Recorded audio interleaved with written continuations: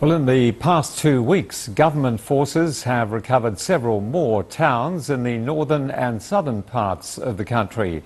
Lebanese media say Syrian government forces control about a quarter of the country's territory, while various rebel groups occupy about 1/10 of the land. Around half of the territory in eastern Syria is now under the control of Islamic State, and a large part of land in the north bordering Turkey is held by Kurdish forces. In the latest battles, the government troops recaptured Rabea, a small Syrian town near the border with Turkey. Experts say this has given the government an advantage at the Geneva peace talks. After years of fighting between the Syrian government and rebel groups, the town of Rabea has been reduced to rubble.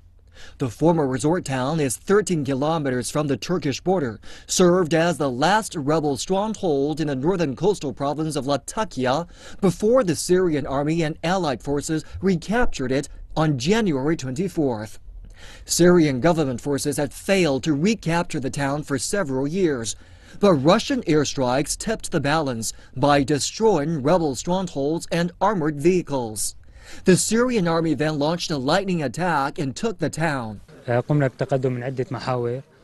We launched attacks from all directions. When we entered the town early in the morning, we were met with fierce counterattacks.